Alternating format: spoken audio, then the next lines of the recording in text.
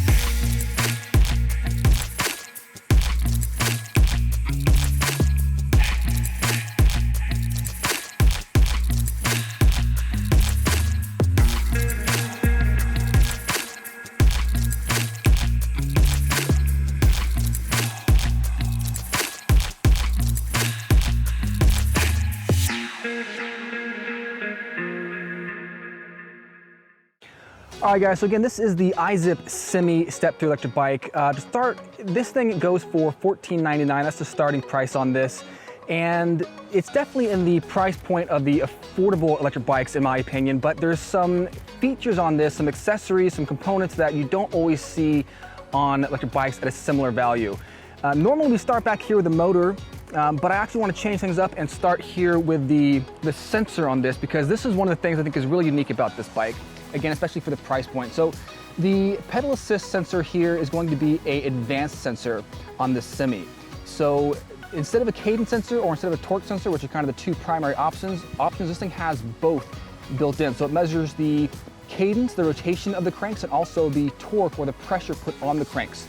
Now the cool thing about that is it makes for a very smooth and very responsive ride. So as soon as you start pedaling on this bike, the motor pretty much immediately kicks in because it detects that motion, it detects that torque placed on the cranks, and as soon as you stop pedaling, the motor cuts off pretty much instantly. Now, compared to a cadence sensor, sometimes there's a little bit of a lag there, and that's kind of one of the beauties of a torque sensor, and especially an advanced sensor like we find here on this bike.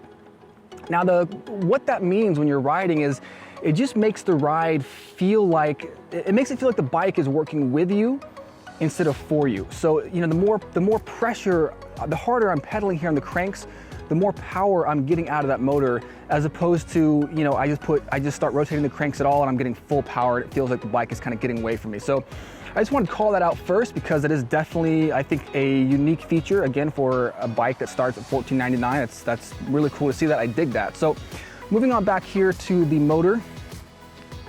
The motor here on the Izip Simi is going to be a 250 watt peak hub motor, 250 watt nominal with 400 watts of peak power. So that's going to be a really efficient motor. You're not going to get a whole bunch of power out of that. You're going to definitely feel it, but it's not going to be popping wheelies or you know, going 100 miles an hour or anything like that. Now, the cool thing about the lower powered motors like this, a 250 watt motor here, is it's very efficient. So you're not going to be draining the battery even when, I mean, you're going to be draining it, but you're not going to be draining it a whole bunch compared to a higher output motor like a 500 watt, 750 watt, etc. They're just really efficient motors, and it's really good for trying to get longer ranges out of a bike. And honestly, riding this thing, it feels like you still get a little bit of an exercise. And the reason is, this is a class 1 electric bike, guys, so there's no throttle on this. It's going to be pedal assist only. So you'll see here, this is kind of the dash area, I guess you could call it, just the handlebars, all the accessories up here. There's no throttle up here, right? It's pedal assist only, so class 1. Good news about that is, for anybody who's worried about, you know, laws about if it's legal to ride in your area, class 1 electric bikes are going to be the most legal bikes out of all of them. They're pretty much legal to ride in almost every area. So for those of you who are concerned about the legality of riding an electric bike, this probably would be a good choice for you, or really just any class 1 electric bike. While we're down here in the back as well, we'll go ahead and point out the derailleur on this bike. So we're gonna have a Shimano Tourney 7-speed derailleur.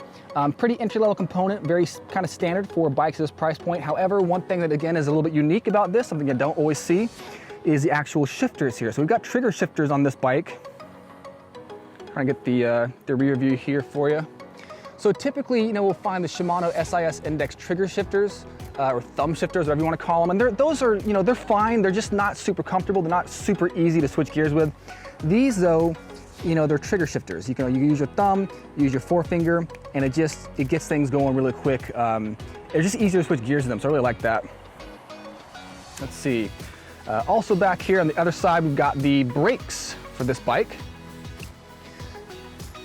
So this is gonna have 160 millimeter rotors, mechanical disc brakes, front and rear on this. So it's gonna give it plenty of stopping power. See the front disc brake there. Because they're mechanical disc brakes, you're not gonna be able to adjust the reach here of the brake levers like you can on hydraulic disc brakes. However, I believe this does still have motor inhibitors built in, so whenever I depress the brake levers on this bike, it automatically cuts power to the motor here in the back, which is just kind of like an added safety feature. Really dig that. We've also got integrated lighting systems on this bike. So we got a light here in the front, and we got a light here right there in the rear. Pretty easy to operate these. I'll come back to the display here in a minute, but just to show you, I basically just turn the display on right here, hit the light button, and that should activate the lights here. Let's see. Yeah, okay. And there you go. See, that's what the light looks like when it's turned on right there. And I think it actually activates the rear light as well. Yeah, so the rear light is integrated. It's not a separate push button. Again, not a common feature that you always see. So I consider this kind of an upgrade point for this bike. I really dig that. Let's go ahead and leave those lights on while we're finishing this review up. But I guess just going back to the frame here, the overall design of this bike, you know, the more I have been riding step-throughs, the more I've really come to appreciate them, primarily because they're just so easy to ride. The step-through design makes them very approachable. They're very easy to get on and off of compared to a top tube that's kind of a standard top tube. It's a flat design like that. You don't have to swing your leg over with this. Here, I'll go and put the camera down to show you what it looks like to just hop on this thing and get off. So basically, to get on and off, you just have to step through just like that, and obviously that's why it's called a step through.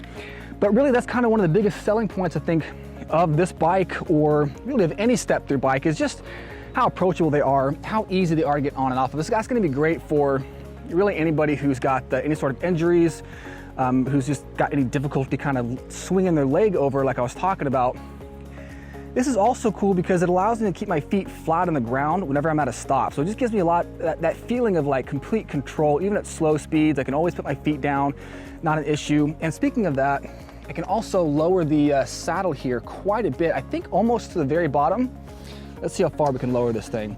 Yeah, actually all the way down. So that's another huge point here too, because that's going to accommodate a wider range of rider heights. And again, this is something you don't always see on especially step-through electric bikes, or at least bikes here with a rear rack, because sometimes the rack will interfere with the saddle and you can't lower it all the way. So it feels like Izip really kind of took everything into consideration when they were designing this stuff. Just you look at the way the bracing tubes here kind of, they bend like that to allow the saddle to lower all the way. I really dig that.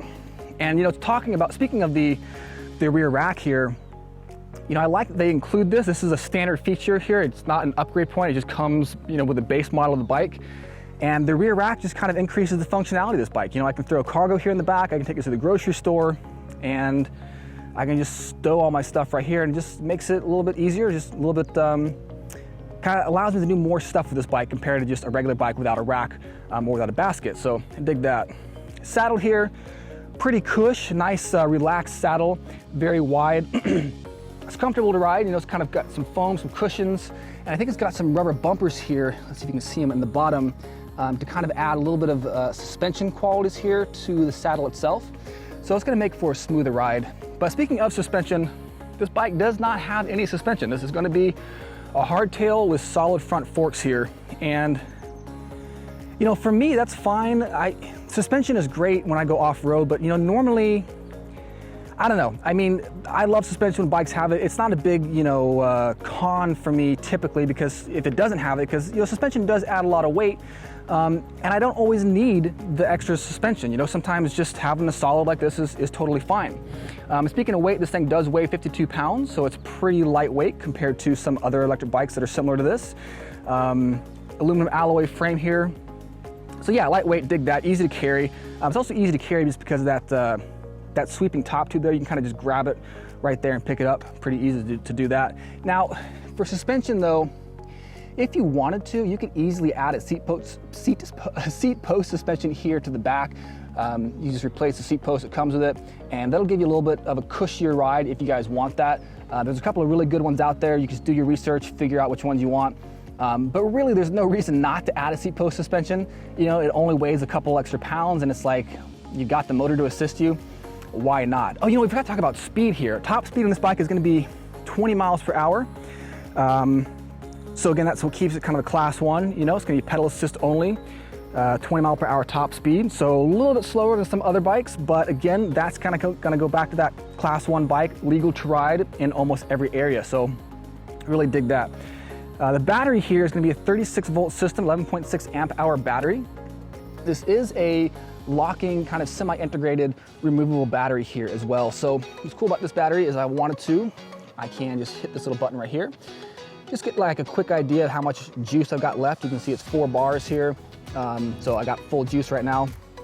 I also dig on this bike right here. Check out let me get close here. I'm gonna go switch sides. The frame here on this, you can see that Izip has like custom designed this frame to accept this battery so that it's like more integrated, it's more flush in the frame right here, right? So this is not just like a regular bike frame that's been adapted and like had a battery thrown on and a motor. This is like a custom designed frame, and I really dig that because this extra little indentation right here just makes it a little bit sleeker, makes the footprint a little bit smaller, and I think it makes it look cleaner, so I really like that. Now, I didn't bring the charger with me. Normally I don't even talk about the chargers, I don't really care about them that much, but on this charger I feel like it's worth calling out. I think you charge it right here. Let's see. Yeah, so the charger on this, it's like a little 3-pin charging port, but the charger itself actually screws in, which is really cool because it keeps the cord from accidentally getting unplugged when it's charging. And yeah, I just really dig that. Not again, it's one of those things you don't always see on electric bikes at this price point. It's kind of like an upgrade feature, so I dig that. One other thing I want to point out here is, I guess, just how clean this thing looks. You know, to my eyes, it's going to be subjective, of course. Everybody's going to maybe think a little bit differently, but like the internally routed wires on this, the wire management, it's all really clean. The overall electric footprint on this is minimal.